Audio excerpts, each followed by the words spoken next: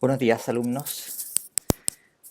Vamos a iniciar ahora entonces esta lección número 7 del curso de metafísica. Como en otras ocasiones, les voy a pedir que en principio mantengan sus micrófonos apagados. Los que estén presentes son tres nomás los que están presentes.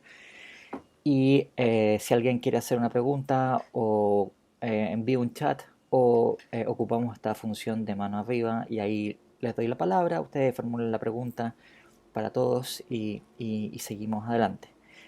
Eh, lo que, lo que vamos a hacer hoy día en esta lección es comenzar a tratar los temas de la segunda unidad del curso, que yo les había anunciado al comienzo del semestre que es una unidad bastante grande, es una unidad bien compleja, que tiene que ver con temas de metafísica modal. Entonces, lo que vamos a hacer en esta lección es primero introducir cuáles son esos temas antes de entrar directamente en considerar distintas posiciones acerca de la metafísica de la modalidad.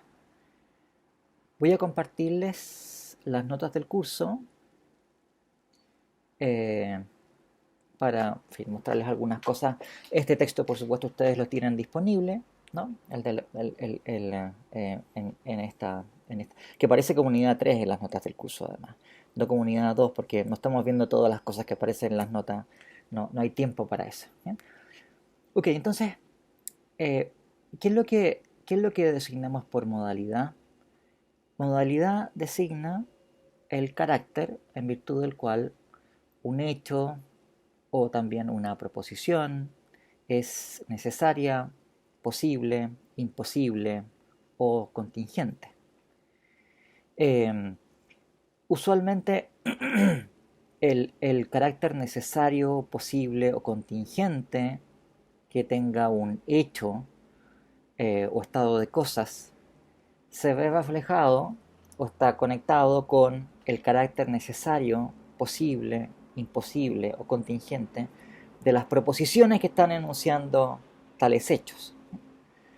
Eh, el conocimiento que hay acerca de la modalidad, o sea, acerca de este carácter que de necesario, posible, imposible, etcétera, que tenga una proposición o un hecho, es muy antiguo, es muy conocido.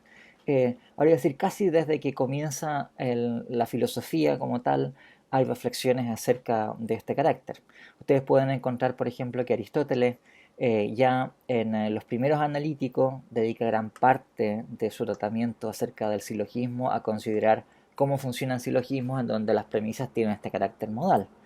En su tratado acerca de la interpretación, en que está estudiando la estructura de las proposiciones, también dedica buena parte a considerar el carácter necesario, posible o imposible de esas proposiciones. Entonces, esto es algo que no es nuevo, no es una cosa que haya surgido exclusivamente en el siglo XX, pero lo que sí hay que decir es que solamente en el siglo XX encontramos uno, un desarrollo mucho más consciente, mucho más explícito de la lógica modal, o sea, del estudio de las relaciones lógicas que se dan entre proposiciones que están enunciando esto, y la metafísica modal o las cuestiones de metafísica modal eh, que las cuestiones de metafísica modal que vamos a estar considerando son cuestiones que surgen históricamente en el siglo pasado como una reflexión acerca de esos desarrollos en lógica modal.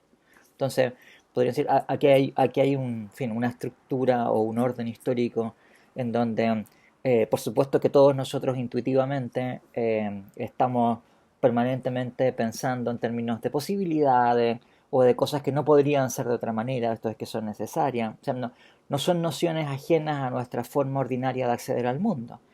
Eh, Sin embargo, la reflexión filosófica que vamos a estar viendo aquí es una reflexión que aparece, como os digo, en el siglo XX y en el siglo XX específicamente referida a los desarrollos que se habían ido dando en lógica modal. Esto es, en una teoría lógica acerca de proposiciones o enunciados que están diciendo que algo es necesario, posible, imposible o contingente.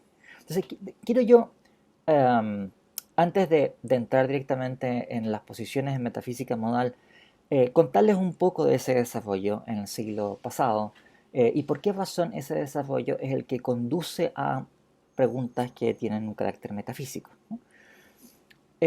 Ustedes pueden ver en las notas del curso que tenemos estas expresiones. Es necesario que P, es posible que P, es contingente que P, etcétera, ¿no? Y claro, cuando se desarrolla una lógica de estas proposiciones, se lo hace suponiendo que su estructura es como, por decirlo así, es de tal carácter que eh, la modalidad es algo que se atribuye a una proposición. Esto es, se trata la posibilidad y la necesidad de lo que se llaman operadores modales. Eso es una especie de operadores que determinan una proposición que puede tener un contenido por sí misma. Si P es una proposición cualquiera como, no sé, digamos, eh, hay una epidemia de coronavirus, entonces nosotros podemos cualificar esa proposición mediante un operador del tipo es necesario que, dos puntos, y ahí va a quedar la proposición, hay una epidemia de coronavirus. O es posible que hay una epidemia de coronavirus. En lenguaje ordinario, nosotros podemos hacer esa cualificación, que aquí queda bastante clara, ¿no es cierto? Si tenemos nosotros el operador modal de necesidad o posibilidad, que está determinando una proposición que puede, por decirlo así, tener un valor de verdad por sí misma es verdadera o falsa, según cómo sean las cosas. Pero en el lenguaje ordinario también nosotros muchas veces efectuamos esas atribuciones modales con adverbios. O sea, no diciendo es necesario que, sino que nosotros decimos necesariamente, bla, bla, bla, ¿no? O tal cosa sucede necesariamente, o en fin, como quiera que sea la formulación que estemos utilizando, ¿no? Para los efectos de lo que va a seguir, voy a usar indistintamente estas expresiones. Vamos a hablar de cualificaciones adverbiales del tipo necesariamente, o posiblemente, o contingentemente, o lo que sea. O es necesario que, es posible que, es contingente que. O sea, en la lógica modal, nosotros, la notación que se ha utilizado durante el siglo pasado y que es la notación más o menos estándar, es que cuando queremos cualificar una proposición con un operador de necesidad, se ocupa un cuadrado antes de la proposición. Y cuando queremos cualificar nosotros una proposición con el operador modal de posibilidad, lo hacemos mediante un rombo, ¿no? Eh, bueno, antes de introducir esto, déjenme mostrarles algunas cosas más sobre estos temas de lógica modal que se desarrollan especialmente en el siglo XX, ¿no? Eh, Les decía yo que las cuestiones de metafísica modal surgen con posterioridad al desarrollo de una lógica modal. O sea que, primero que nada, hay una serie de desarrollos que parten en los años 40, 30, ¿no? Hay un señor que se llama C.I. Lewis que propone unos primeros sistemas de lógica modal. Y lo que sucede es que primero que nada se describen ciertos sistemas de lógica modal que tienen distintos niveles de, por decirlo así, fuerza o poder lógico, eh, y solo después viene la reflexión acerca de qué es lo que vamos a hacer con estos sistemas de lógica modales, ¿no? Déjenme introducirles algunas ideas básicas acerca de estas nociones modales básicas, ¿no? Yo les decía, hay dos operadores modales que son fundamentales, que son los operadores de necesidad y posibilidad. Y estos operadores modales son interdefinibles entre sí. Esto significa que nosotros podemos definir la necesidad en términos de posibilidad, pero también podemos definir la posibilidad en términos de necesidad. Esto que implica que, en fin, esto en matemáticas se llama cuando dos nociones tienen esta característica, que se trata de nociones duales, ¿okay? Y no es un fenómeno que se da solamente aquí, es un fenómeno que se da, en fin, en muchos casos, ¿no? Hay muchos ejemplos de nociones que tienen este carácter de dualidad una respecto de la otra. Bueno, necesidad y posibilidad son duales entre sí. Esto significa que son interdefinibles. Esto es que uno puede definir una de esas nociones en términos de la otra. ¿Qué implica esto? Bueno, que en realidad son nociones que, por decirlo así, vienen en un bloque. O sea que nosotros no es que comprendamos primero, por ejemplo, la noción de posibilidad y en términos de posibilidad entendemos necesidad o al revés, sino que cuando un sujeto llega a tener comprensión de nociones modales, llega a tener una comprensión de esas nociones en un bloque, o sea, todas ellas de un sopetón, por decirlo así, ¿no? O sea, entendemos necesidad y posibilidad al mismo tiempo. Adquirir la comprensión de esas nociones es adquirir la comprensión del conjunto de sus conexiones mutuas, ¿no? ¿Por qué razón son interdefinibles? Bueno, porque si algo es necesario, esto es, si es necesario que P, esto es equivalente a decir que no es posible que no P. ¿Bien? Nosotros podemos especificar entonces en qué consiste que algo sea necesario en términos de que algo sea posible más la negación. Si es posible que algo sea, que una cierta proposición sea falsa, quiere decir entonces que no es necesariamente verdadera. Al revés, si no es posible que la proposición sea falsa, lo mismo que decir que es necesariamente verdadera o que lo que enuncia esa proposición es necesariamente el caso.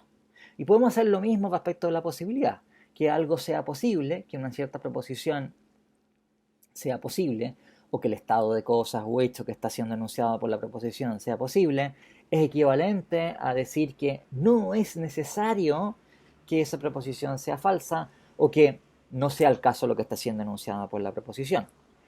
Véalo también del siguiente modo. Si es necesario que no P, o sea, si es necesario que lo que enuncia esa proposición no sea el caso, bueno, eso implica que no es posible lo que enuncia esa proposición, o esa proposición no podría ser verdadera. Por las mismas razones, si no es el caso que sea necesariamente falsa una proposición, eso indica que, bueno, que es posible que sea verdadera. ¿De acuerdo? Entonces, eh, podemos nosotros introducir cualquiera de esas dos nociones a partir de la otra, por decir, el que, de hecho, los sistemas modales es una cuestión optativa, digamos, si es que uno va a introducir como una noción primitiva o noción básica la noción de posibilidad o la noción de necesidad. Puede uno ocupar cualquiera de esas nociones, ¿no? Las nociones modales, también esto como una cuestión básica, y esto es algo que ya advirtió Aristóteles en el Tratado sobre la Interpretación, forman un cuadrado de posiciones, ¿no? Ustedes, bueno, sé que algunos de ustedes no han hecho lógica, pero en lógica se estudia el famoso cuadrado de las oposiciones que conecta entre sí a las proposiciones categóricas, estas que en lógica aristotélica se denominan A, E y O: universal afirmativa, universal negativa, particular afirmativa y particular negativa.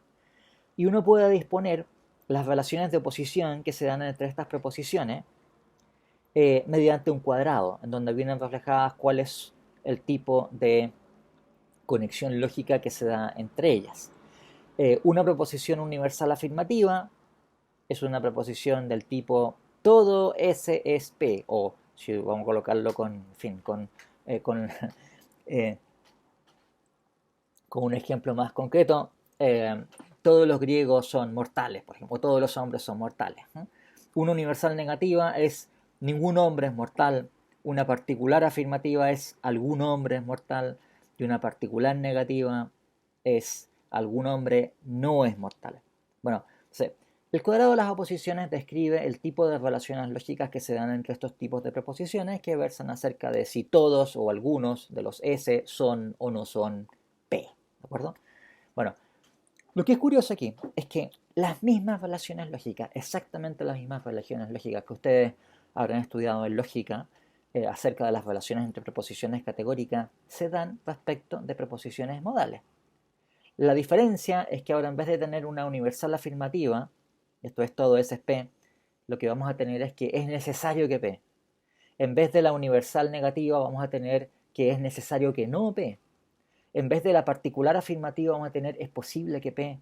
Y en vez de la particular negativa vamos a tener que es posible que no P. ¿Bien?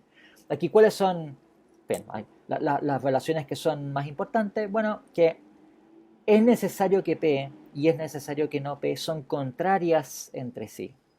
¿Okay? ¿Qué significa que sean contrarias entre sí? Significa que si una de ellas es verdadera, la otra tiene que ser falsa, pero no al revés. Si una de ellas es verdadera, no se sigue que la otra tenga que ser, perdón, si una de ellas es, como digo, es falsa, no se sigue que la otra tenga que ser verdadera. ¿Okay? Esto es, si es necesario que P, eso implica que tiene que ser falso, que sea necesario que no P, naturalmente, son incompatibles entre sí. Pero supongamos que fuese falso que es necesario que P. En ese caso, no se sigue que va a ser necesario que no P, ¿de acuerdo? Si es falso que es necesario que P, eso todo lo que implica, lo mínimo que se requiere es que a lo menos es posible que no P, ¿de acuerdo? Lo cual no hace que sea necesario que no P, basta con que sea posible que no P. Bueno, eh, esas proposiciones es necesario que P y es necesario que no P son por tanto contrarias entre sí y tienen estas conexiones que son las típicas que han sido descritas para las proposiciones categóricas A y E. Hay también relaciones de contradictoriedad, ¿no? Proposiciones contradictorias son aquellas en donde la verdad de una implica la falsedad de la otra, eso es lo mismo que pasa con las contrarias, pero también sucede que la falsedad de una implica la verdad de la otra. O si ustedes quieren, son proposiciones que tienen entre sí tal relación que una de ellas es verdadera si solo si la otra es falsa. ¿Bien? O sea que tienen necesariamente valores de verdad opuestos o polares. Entonces, si una es verdadera, la otra automáticamente es falsa, etcétera, etcétera, ¿no? ¿Y cuáles son aquí las proposiciones que son contradictorias entre sí? Es necesario que P es contradictoria con es posible que no P. Y es necesario que no P es contradictoria con es posible que P. ¿Okay? Bueno, una aclaración importante acerca de estas nociones modales también, y que es una aclaración que puede evitar confusiones en lo que, en lo que vamos a estar viendo en las lecciones siguientes, es que no es lo mismo en estos sistemas de lógica modal la posibilidad de P y la contingencia de P. Son nociones diferentes. Para el lenguaje ordinario suelen sonar iguales, o sea que, en fin, uno no suele discriminar esto muy claramente, ¿no? Pero ¿cuál es la diferencia? ¿No? Que cuando yo estoy afirmando que P es posible, yo no estoy haciendo en principio ningún tipo de suposición acerca de la posibilidad de la negación de P. ¿Okay? Yo simplemente estoy diciendo que P es posible.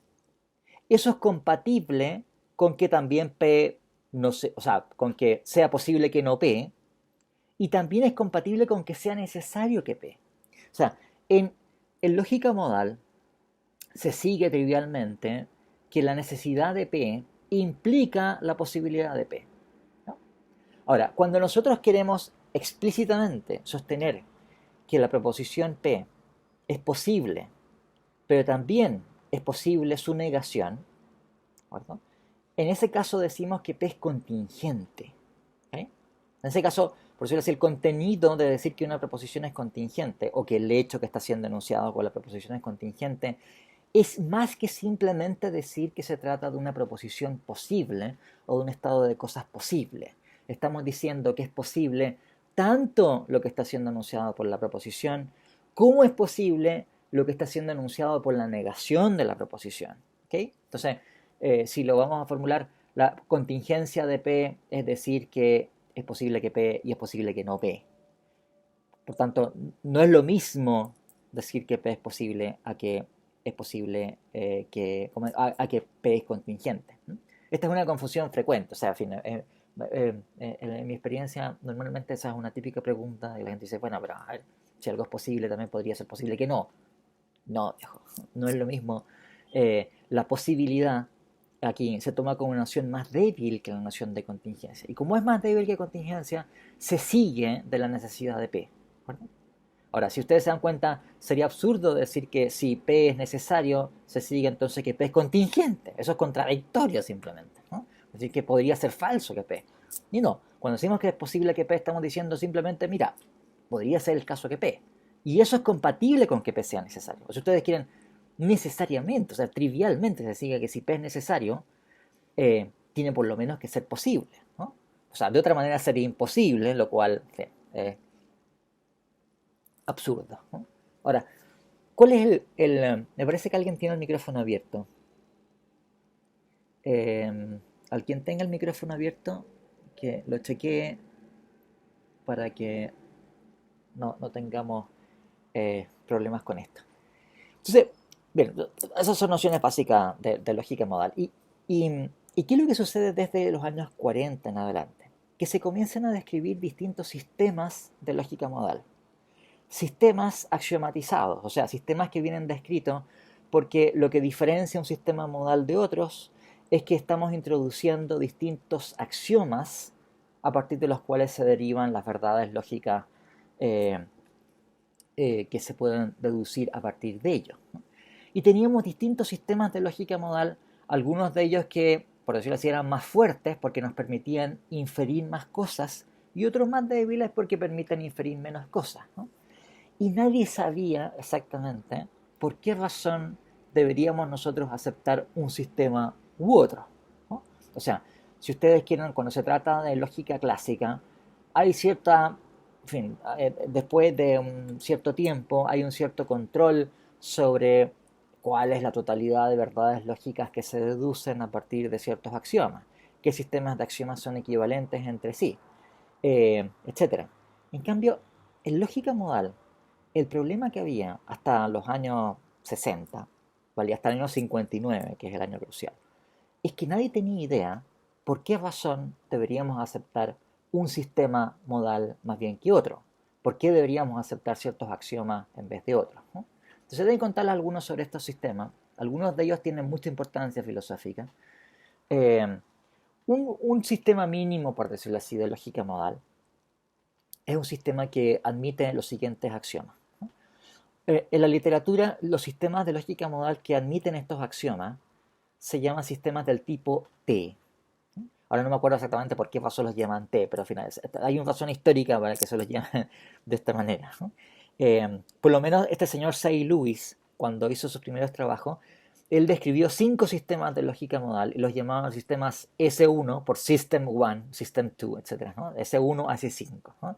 De esos 5 sistemas descritos por Say Lewis, al final, después de, en fin, de estudiar sus características y sus propiedades, se descubrió que los dos últimos son sistemas que tienen una importancia sistemática bien grande, especialmente el último, el llamado S5.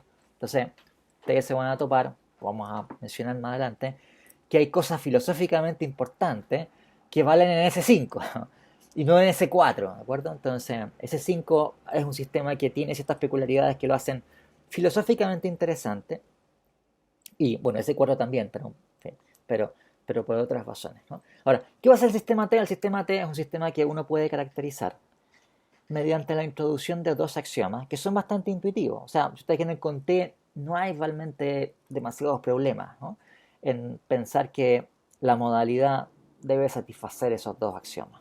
El primero es un axioma que enuncia que si es necesario que si P, entonces Q, entonces si es necesario que P, entonces es necesario que Q. Esto es, si es necesaria una implicación entre dos proposiciones, si yo digo, eh, si salió el sol, entonces este día, entonces se sigue que la necesidad del antecedente implica la necesidad del consecuente. ¿Okay? Si es necesario que si salió el sol, entonces de día, entonces, si es necesario que haya salido el sol, entonces es necesario que sea de día. No creo que esto genere demasiados problemas intuitivamente, ¿no es cierto? Y el segundo principio, que también resulta bastante, en fin, intuitivo y también conocido de muy antiguo, enuncia que si es necesario que P, entonces P. En otras palabras, si algo es necesario, entonces las cosas son tal como se enuncia que son, ¿de acuerdo? Si es necesario que 2 más 2 igual a 4, entonces 2 más 2 igual a 4, ¿ok? Eh, un principio íntimamente conectado con este es un principio inverso que tiene que ver con la posibilidad. Esto es, si P, entonces es posible que P. Es decir, si salió el día, sí, perdón, si salió el día, si es de día, entonces es posible que es de día, ¿no? O sea, piensen ustedes lo que sería lo contrario. Lo contrario sería decir que no es posible que sea de día, lo cual es absurdo. Si es de día, si es un hecho que es de día, naturalmente que esto tiene que ser algo posible. De otra manera sería imposible. Y eso es incompatible con el hecho de que es de día, ¿de acuerdo? Bien, entonces, esos dos principios, este es el principio de que lo necesario implica la verdad de la proposición y de que la verdad de una proposición implica su posibilidad, son también principios súper intuitivos, no tienen grandes dificultades, digamos, no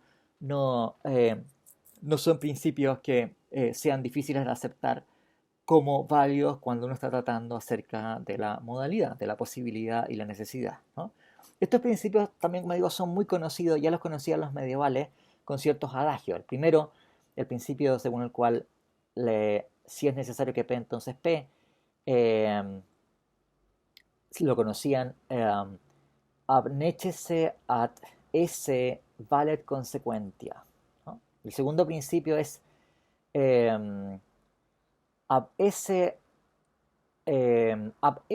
ad, ad posse valet consequencia, que es algo así como de lo necesario a de la necesidad al ser vale la consecuencia, o sea, vale la ilación lógica o la relación de consecuencia lógica. Y el segundo es de lo del ser a la posibilidad vale la consecuencia o vale la relación de consecuencia lógica, etcétera, ¿no? Los dos son, en fin, formas de enunciar estos principios modales que resultan intuitivamente bien razonables, ¿no? Los problemas surgen cuando comenzamos a complicar la cosa, ¿no? Déjenme bajar un poquito. ¿Quién quiere hacer una pregunta? Jaime, ¿quién? Jaime, te voy a pedir que, como habíamos dicho otras veces, o sea, está bien, te voy a dar la palabra, pero levantes la mano con la función levantar la mano o me escribas un chat y te doy la palabra para no generar confusiones con esto. Adelante, Jaime, pregunte.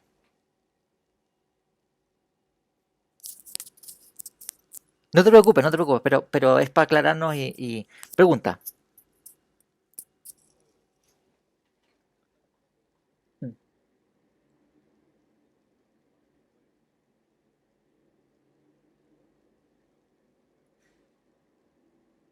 Sí, en general sí. Ahora, como digo, en filosofía uno siempre se encuentra con cosas raras. Pero, mira, en particular sistema T, en el sistema T, el segundo axioma, tú te encuentras con algunos sistemas modales en donde ese principio no vale.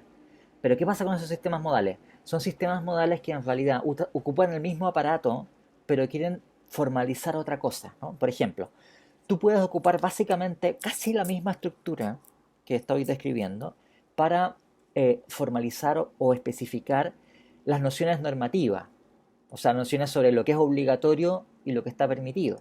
Pero en ese caso, cuando tú quieres capturar mediante estas nociones modales estos conceptos, que son conceptos acerca de las normas, ¿no? O sea, de hecho hay una área que se llama lógica deóntica y que es un tipo de lógica modal, ocupa cierto tipo de estructuras modales, son las mismas estructuras que estamos aquí describiendo. En ese caso no vale ese principio. Ahora, ¿por qué no? Bueno, porque el que algo sea una norma no implica que va a ser obedecida, ¿cachai? O sea, si es obligatorio, no sé, detenerse ante las luces rojas, eso no significa que uno se va a tener una luz baja, uno perfectamente podría violar la norma, ¿cachai? O el hecho de que alguien efectúe una cosa de hecho no significa que eso está automáticamente permitido. Pero es una peculiaridad por eso, ¿no? Pero cuando uno está pensando en necesidad y posibilidad, en un sentido ontológico, como estamos tratándolo aquí, parece súper intuitivo que tiene que valer este principio, que si algo es necesario, entonces tienen que ser las cosas tal como se enuncian, y si las cosas son de cierta manera, bueno, tiene que ser posible que sean así. Jaime, perdona que te haga esa acotación, pero adelante, sigue con tu pregunta.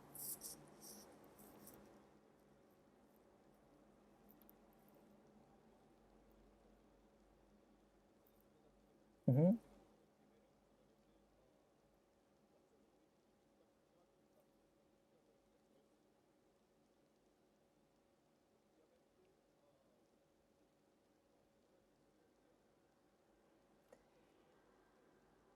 Bueno, no es una instancia de ese principio.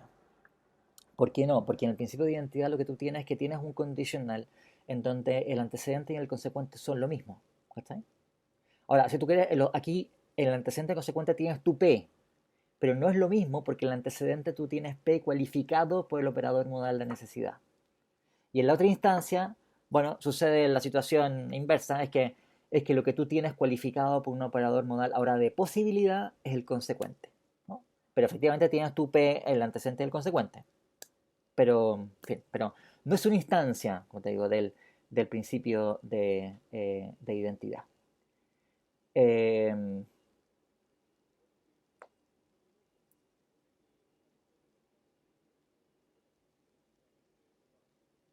Ujú.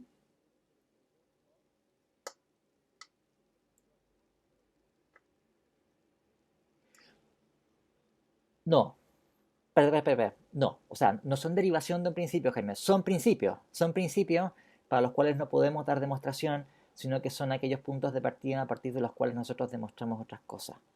Ahora, aquí cuando digo que son axiomas, es que tengo sistemas en donde, por decir, la especificación del sistema viene dado por cuáles son sus axiomas y cuáles son sus reglas de derivación a partir de los cuales nosotros podemos deducir cosas a partir de los axiomas.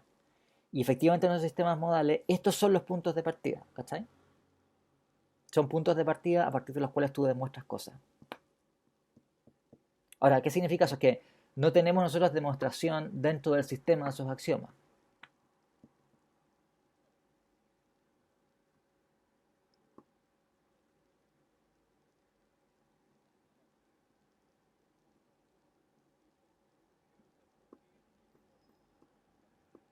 Ya,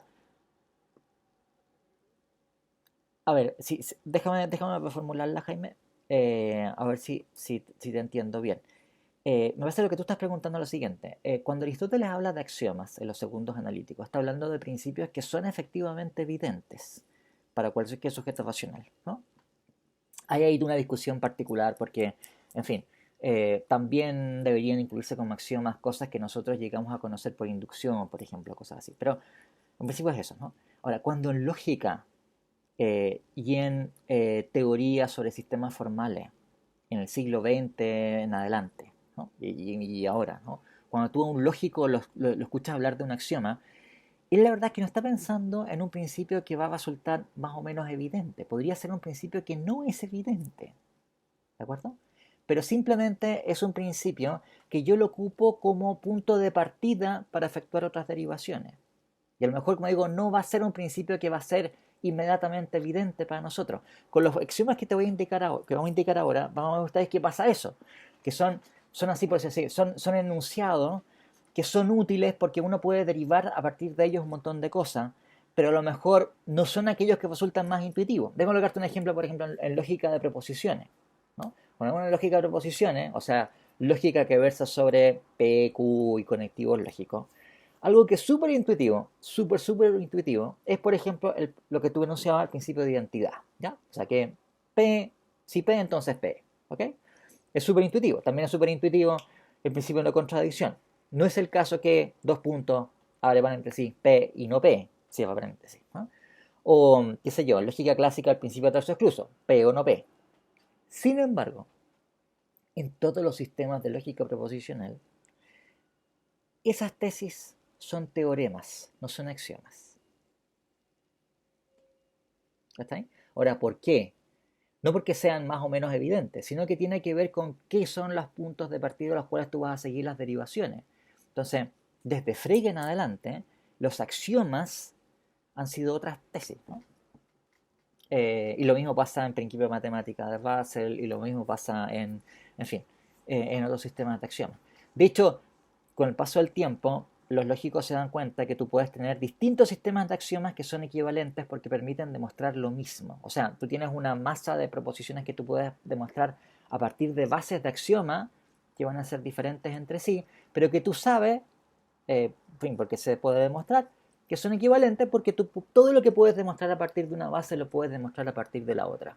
¿Verdad? Entonces, por decirlo así, que sea axioma y que sea un teorema en un sistema depende casi de cierto tipo de opción, digamos, en que uno prefiere tener un sistema de axioma más bien que otro por ciertas razones, ¿no?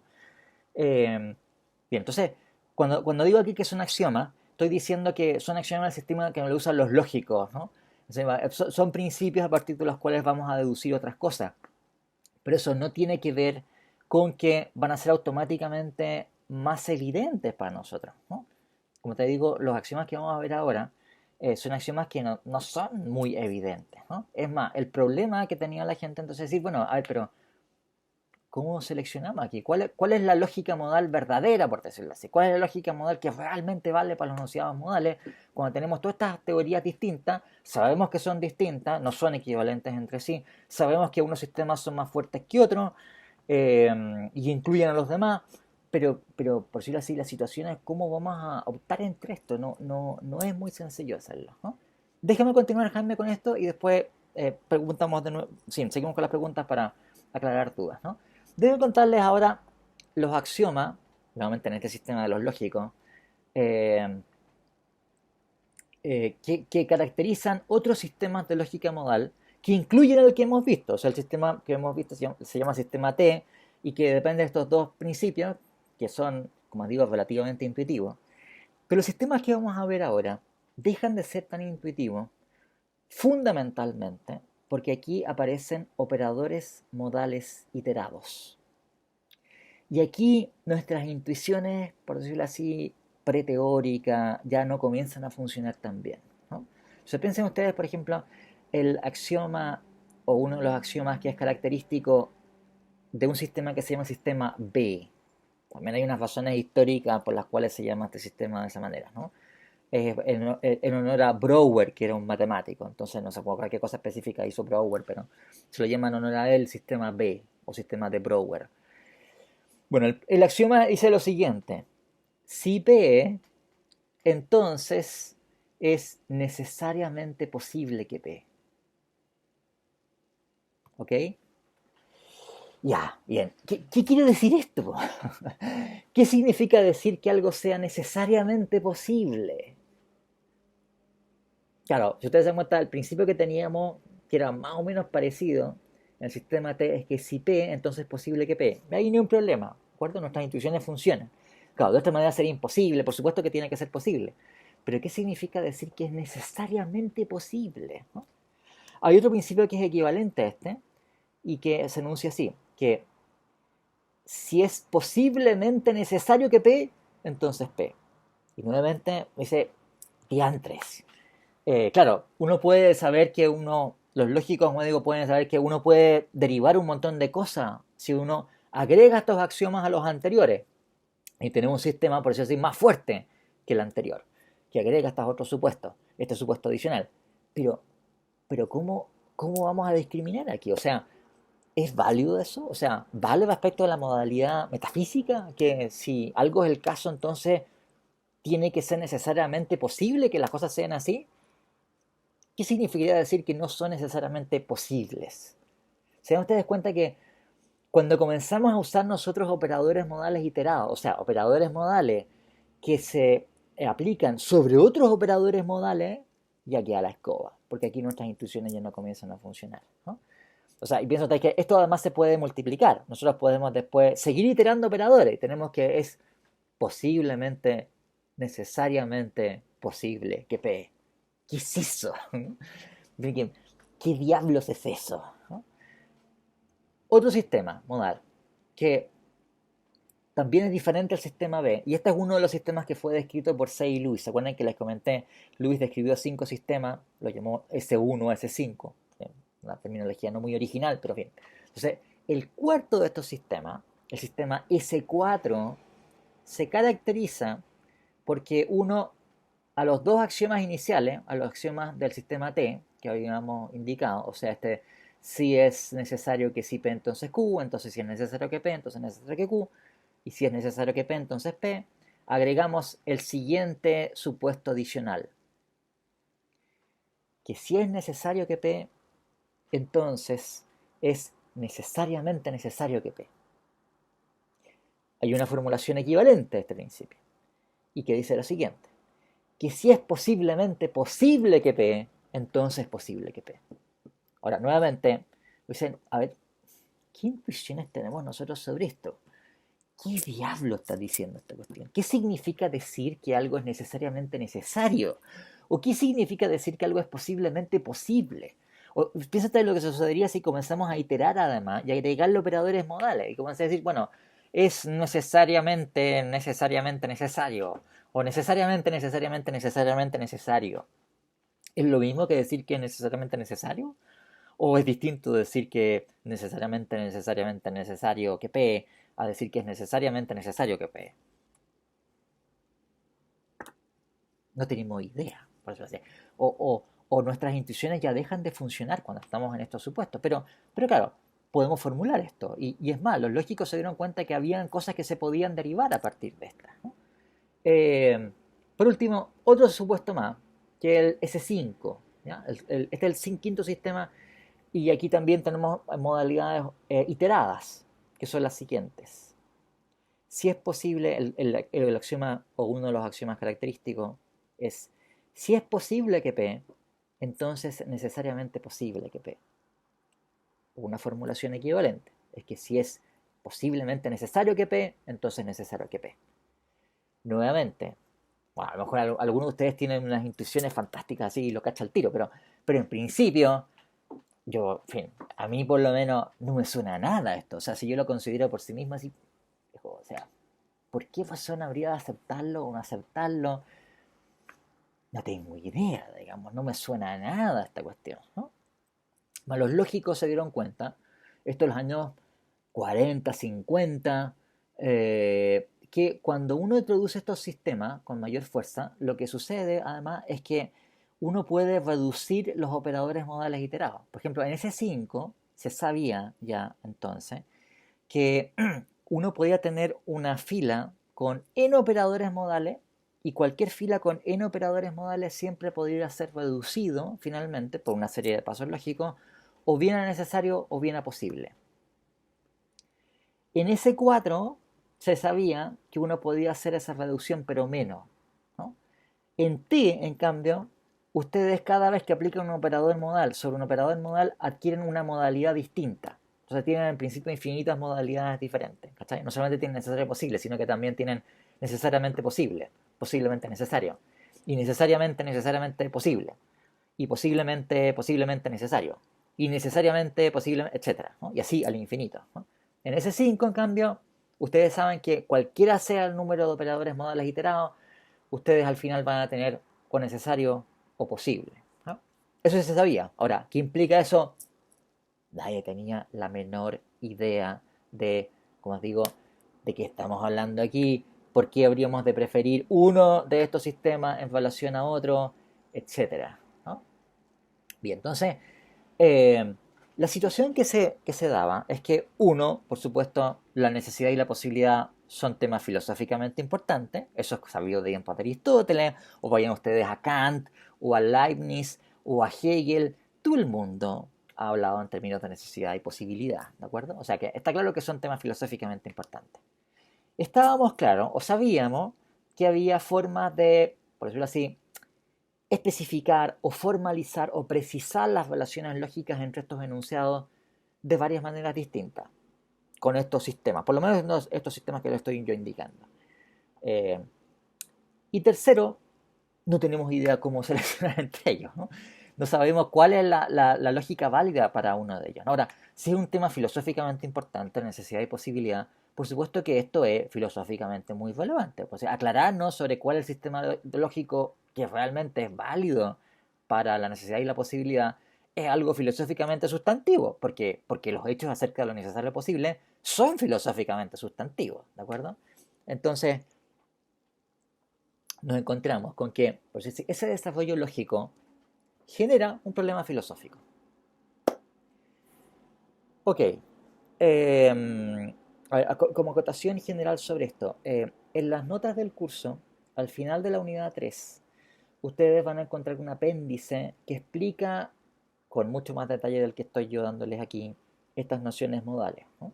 Entonces, les recomiendo que lo consulten si tienen más dudas, que en fin, que me imagino que van a surgir, porque con estas cosas que les digo, En muchos de ustedes va a surgir la idea de, bueno, me gustaría entender mejor cómo funciona, cuál es la operatoria de esto. Véanlo ahí, y si no, bueno, tienen que ir nomás a un manual de lógica modal, nomás, así directamente. Eh, ok, pero ustedes se dan cuenta entonces que estamos en una situación en donde tenemos una pluralidad de sistemas de lógica modal, de los cuales se sabían ciertas cosas. Sabía, por ejemplo, de que si uno tiene el sistema S5, por ejemplo, de S5 uno puede derivar todas las tesis que son derivables en S4 y en B, pero no al revés. Eso implica que S5 es más fuerte que cualquiera de esos dos sistemas. Uno también sabía que en S4 o en B, que son independientes entre sí, son sistemas que no son reducibles uno a otro, uno puede derivar todas las tesis lógicas que se pueden derivar en el sistema T. O sea, cualquiera de ellos es más fuerte que T, ¿no? O sea, eso también se sabía. Uno sabía que uno puede, como les decía, reducir los operadores modales iterados en algunos sistemas y en otros no.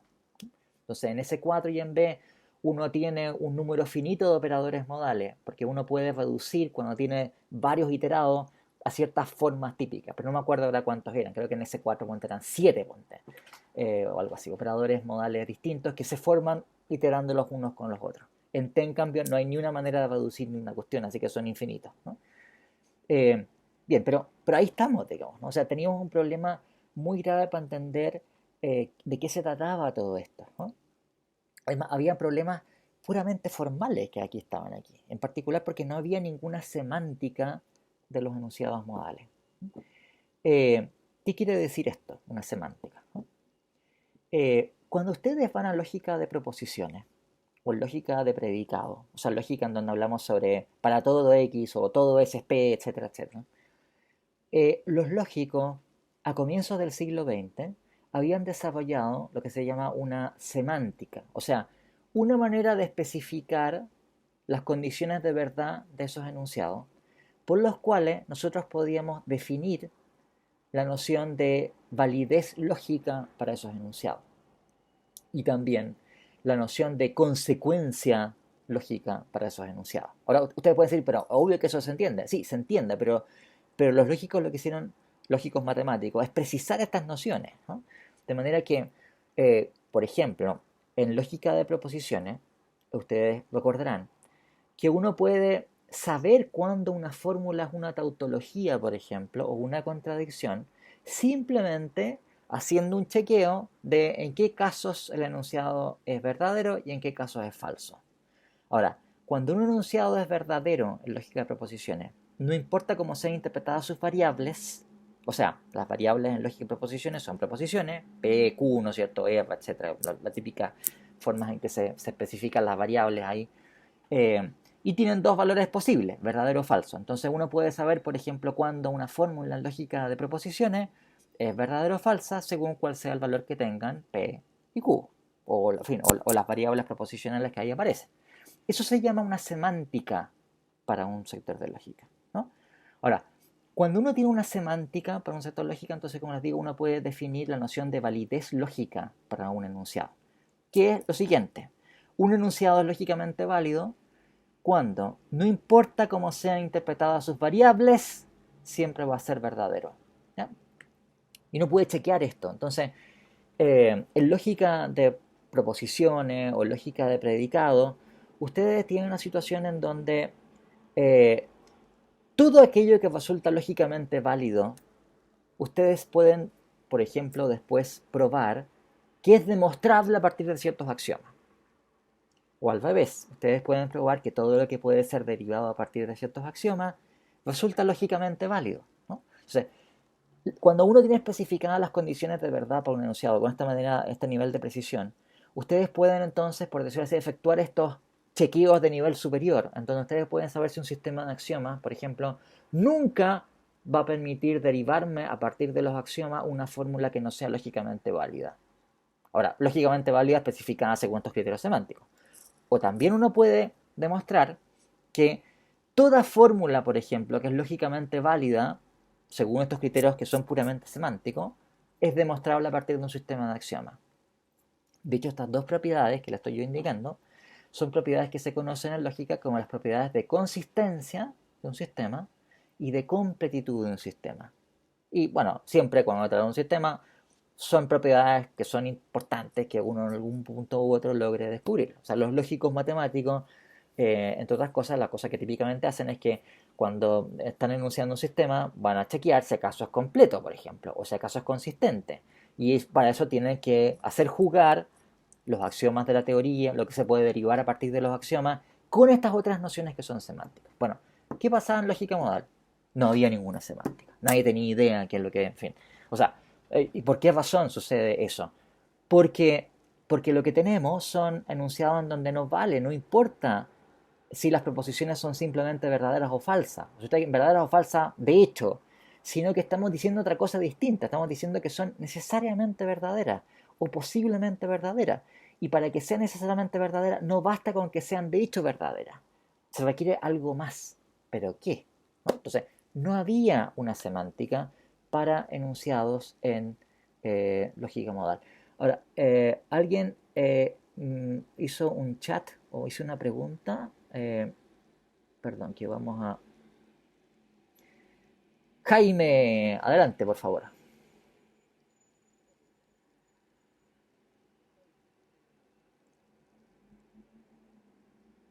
Sí,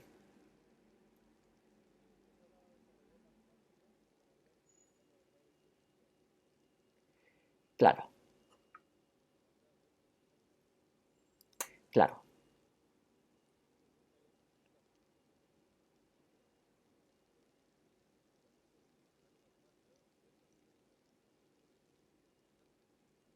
O sea, lo que se suele decir, Jaime, lo que se suele decir es lo siguiente. La perspectiva sintáctica es una perspectiva en donde todo lo que yo tengo son secuencias de signos, no me interesa qué significan esos signos, y yo sé que yo puedo efectuar operaciones sobre esos signos por los cuales puedo transformarlos en otros signos. ¿De acuerdo? La perspectiva semántica, en cambio, ¿cuál es? Que no solamente me interesan las secuencias de signos que estén concatenadas de acuerdo a ciertas reglas, sino que me interesa a qué es lo que refieren esos signos. Y si lo que están enunciando esos signos es el caso o no es el caso. La segunda perspectiva es la perspectiva semántica. ¿Ya? Ahora, ¿qué es lo que sucede con estas propiedades que yo estaba anunciando? Las propiedades de consistencia y completitud. Que son propiedades que uno puede descubrir si es que se dan o no en un sistema y que conectan esta perspectiva sintáctica con la perspectiva semántica. ¿Cachai? Entonces, por ejemplo, cuando uno tiene una prueba de consistencia en lógica de proposiciones, ¿qué es lo que uno está probando? Que todos estos enunciados, formulados de acuerdo a ciertas reglas fijas, y todo aquello que uno puede derivar por estas reglas de derivación a partir de estos signos, ¿no? eh, resulta lógicamente válido desde una perspectiva semántica. Al revés, al revés, eh, cuando uno prueba la consistencia, la completitud, es que uno tiene una prueba de que todos los enunciados que son lógicamente válidos en este campo pueden ser demostrados a partir de los axiomas y las derivaciones que uno pueda hacer a partir de los axiomas. ¿Sí? Entonces, se conectan o se complementan esa perspectiva puramente sintáctica con una perspectiva que también es semántica. O por ejemplo, semánticamente, por ejemplo, en lógica de proposiciones, lo que uno sabe es si es que una fórmula es tautología o no es tautología. Y uno lo puede hacer con una tabla de verdad o alguna cosa de ese estilo. Sintácticamente, ¿qué es lo que uno puede hacer? Uno puede saber si una fórmula se puede demostrar o no a partir de los axiomas. ¿Sí? Y en principio, estas dos cosas podrían ir por carriles distintos. Cuando uno tiene una prueba de consistencia y completitud, lo que uno sabe es que lo que va por cualquiera de estos dos carriles da lo mismo, porque van a llegar al mismo resultado. ¿Cachai? Entonces, por eso que decía.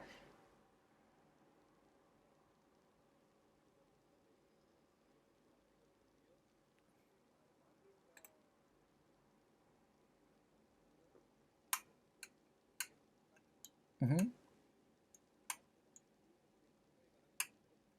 Sí, claro. O sea, por supuesto que tiene un carácter, o sea, piensa tú, los lógicos suelen hacer esto de una manera bastante formalizada, en donde tratan de evitarse todos los problemas del caso, pero tiene presupuestos ontológicos, naturalmente. Y aquí vamos a ver que tiene consecuencias ontológicas gigantes.